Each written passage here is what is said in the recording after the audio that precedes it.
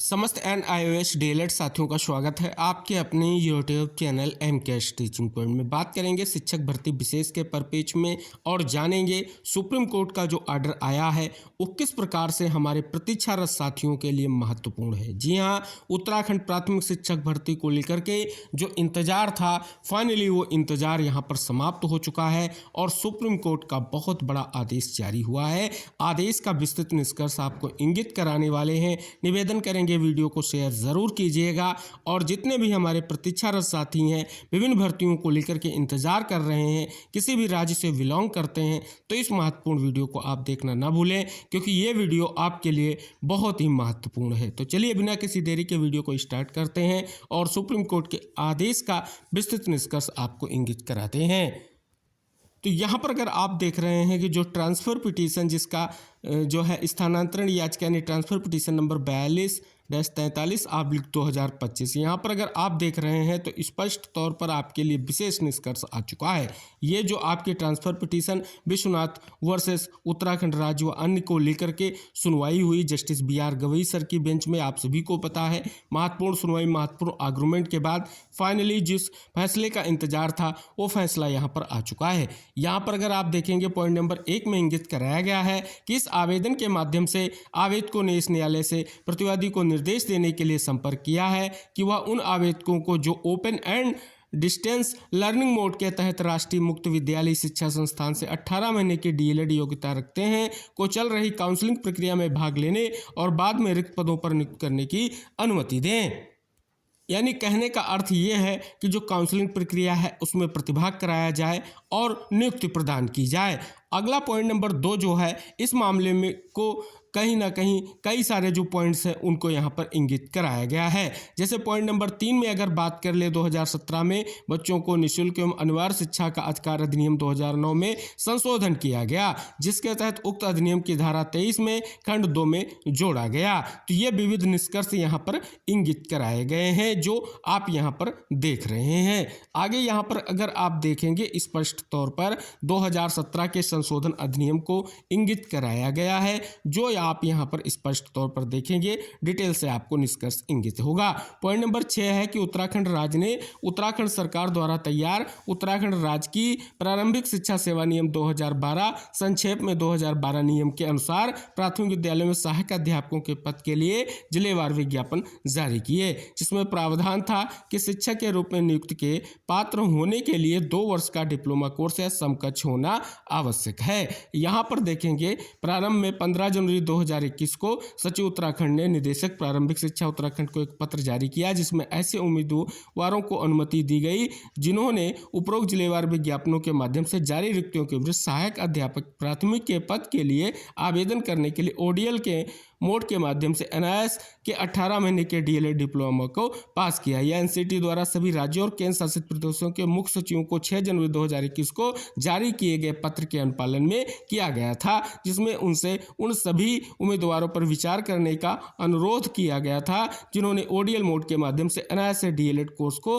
पूरा किया है। हालांकि इसके बाद यह महसूस करने पर 2012 के नियम NIOS से ODL मोड के माध्यम से 18 महीने के DLED डिप्लोमा को पात्रता के लिए न्यूनतम योग्यता के रूप में मान्यता नहीं देते हैं। पॉइंट नंबर 8 10 फरवरी 2021 के उपरोक्त संचार को उत्तराखंड उच्च न्यायालय नैनीताल में कई रिट याचिकाओं में चुनौती दी गई और यहाँ पर अगर देखेंगे 14 सितंबर 2022 को उच्च न्यायालय ने माना कि NIOS द्वारा ODL मोड के माध्यम से आयोजित 18 महीने का DLED प्रशिक्षण या डिप्लोमा 2 साल के DLED कार्यक्रम की तुलना में कम या निम्न योग्यता नहीं कहा जा सकता और यह उत्तराखंड राज्य में सहायक अध्यापक के पद के लिए आवेदन करने के लिए भी मान्य है। पॉइंट नंबर 9 में इंगित कराया गया उच्च न्यायालय द्वारा पारित उक्त निर्णय और आदेश को चुनौती देते हुए इस न्यायालय के समक्ष कई अपीलें दायर की गई। उक्त अपीलों का निर्णय जयवीर सिंह एवं अन्य बनाम उत्तराखंड राज्य व अन्य के मामले में 28 नवंबर 2023 को दिया गया।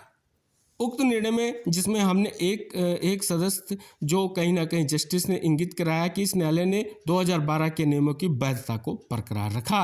आगे पॉइंट नंबर 10, उपरोक्त मामले इस न्यायालय ने स्पष्ट किया था कि भारत सरकार द्वारा उपरोक्त मान्यता आदेश के तहत जो योजना तैयार की गई थी उसका उद्देश्य ऐसे शिक्षकों को एक बार का अवसर प्रदान करना था जो 10 अगस्त 2017 तक पहले ही रोजगार में थे, ताकि वे RTA अधिनियम धारा 23 उपधारा 2 के तहत आवश्यक डिप्लोमा कोर्स की योग्यता प्राप्त कर सके, जिसे शीर्ष अदालत द्वारा जोड़ा गया था।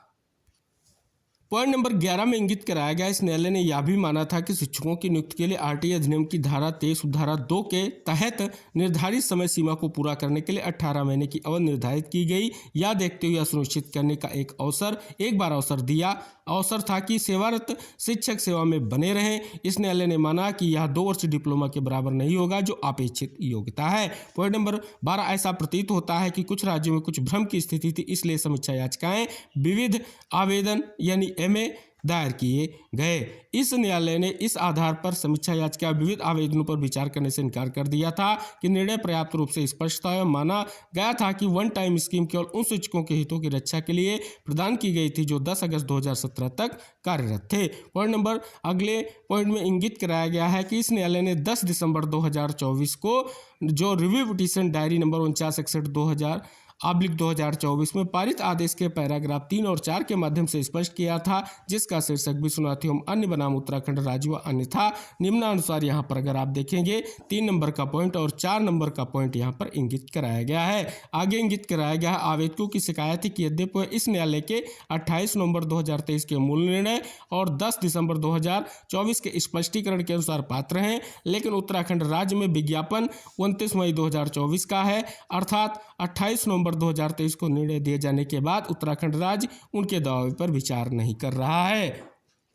यह भी प्रस्तुत किया गया कि राज्य सरकार द्वारा दिए गए उत्तर में कहा गया कि चयन प्रक्रिया लगभग पूरी हो चुकी है, लेकिन आवेदकों के दावे पर विचार नहीं किया जा सकता।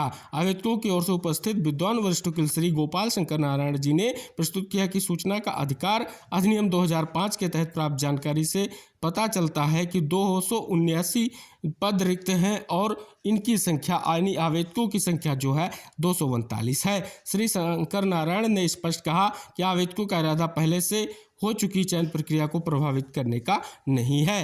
पॉइंट नंबर 19, राज्य की ओर से पेश वकील सुश्री वशिजा शुक्ला ने इसके विपरीत दलील दी कि 28 नवंबर 2023 के फैसले के अनुसार इस न्यायालय ने उत्तराखंड के 2012 के नियमों को बरकरार रखा था, जिसमें प्रावधान था कि शिक्षक के रूप में नियुक्ति के लिए 2 साल का डिप्लोमा समकक्ष होना आवश्यक है। उन्होंने आगे कहा कि इस स्तर पर किसी भी तरह का हस्तक्षेप पहले से पूरी हो चुकी चयन प्रक्रियाओं में जटिलताएं पैदा करेगा।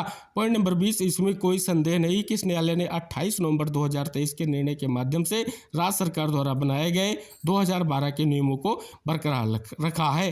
हालांकि साथ ही इस न्यायालय ने स्पष्ट किया था कि ऐसे शिक्षक 10 अगस्त 2017 तक पहले ही नौकरी में थे, हुए भारत सरकार द्वारा प्रदान की गई वन टाइम स्कीम के लाभ के हकदार होंगे।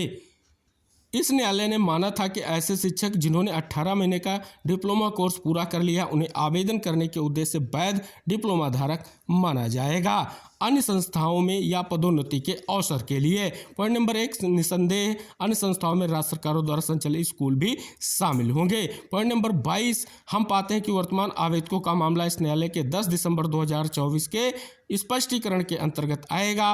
पॉइंट नंबर 23, इसलिए हम राज्य सरकार को निर्देश देते हैं कि वह 10 दिसंबर 2024 के स्पष्टीकरण के अनुसार आवेदकों के दावे पर विचार करें और यदि आवेदक योग्य पाए जाते हैं तो उन्हें कानून के अनुसार नियुक्त करें। यह काम आज से 3 महीने के अवधि के भीतर किया जाना चाहिए। यानी एक बार बहुत बड़ा इंफॉर्मेशन निकल कर यहाँ से आ चुका है, यानी निष्कर्ष आ चुका है कि साथियों के लिए बहुत बड़ा मौका मिल चुका है। जैसा कि हमने सुनवाई के बाद ही आपको इंगित कराया था, पैरा नंबर 23 जो है बहुत महत्वपूर्ण है। 3 महीने की अवधि के भीतर कहीं ना कहीं स्पष्ट तौर पर नियुक्त किए जाने को लेकर के यहाँ पर निष्कर्ष आ चुका है। आगे आप देखेंगे, हम आगे स्पष्ट करते हैं। ऐसा करते समय राज्य सरकार पहले से आयोजित चयन प्रक्रिया को पुनः नहीं खोलेगी जो अंतिम चरण में पहुँच चुकी है। तदनुसार आवेदन का निपटारा किया जाता है। यहाँ निष्कर्ष देखने को मिल रहा है। साथ ही आगे इंगित कराया गया, हम यह भी पाते हैं कि रिट याचिकाओं में उठाई गई याचिकाकर्ताओं की शिकायत उपरोक्त टिप्पणियों से संतुष्ट होंगी। परिणाम स्वरूप उत्तराखंड उच्च न्यायालय के समक्ष लंबित रिट याचिका WPSS 24/19/2024 और WPSS 04/2025 का उपरोक्त आदेश के अनुसार निपटारा किया जाता है। यदि कोई लंबित आवेदन है तो उसका निपटारा कर दिया जाएगा। तो यहाँ पर एक बहुत बड़ी कहीं ना कहीं स्पष्ट तौर पर फिर से जीत सुनिश्चित हो चुकी है और कहीं ना कहीं स्पष्ट तौर पर एक निष्कर्ष आ चुका है और कहीं ना कहीं हमारे साथियों के द्वारा, हमारी टीम के द्वारा जो किया गया प्रयास है उसका निष्कर्ष आप सभी के समक्ष आ चुका है। तो उम्मीद है डिटेल से जो आर्डर का निष्कर्ष है आपने यहाँ पर स्पष्ट तौर पर देखा और जाना भी और कहीं ना कहीं निष्कर्ष आ भी चुका है। तो अन्य जो भर्तियां हैं जिनको लेकर के साथियों का इंतजार जारी है उस पर पेज में भी जल्द निष्कर्ष आएगा। फिलहाल ये महत्वपूर्ण निष्कर्ष जो सुप्रीम कोर्ट के आदेश का है, स्पेशली उत्तराखंड प्राथमिक शिक्षक भर्ती के परपेच में जो 2906 पदों की प्राथमिक शिक्षक भर्ती अभी भी ऑनगोइंग है उसके परपेच में निष्कर्ष आ चुका है और कहीं ना कहीं बहुत बड़ा आदेश जारी किया जा चुका है। तो ये निष्कर्ष आप देखें, शेयर करें, चैनल को सब्सक्राइब करेंगे। शेष जो भी नेक्स्ट अपडेट होगी आप तक शेयर की जाएगी। मिलते हैं नेक्स्ट अपडेट के साथ, तब तक के लिए बाय बाय, टेक केयर साथियों।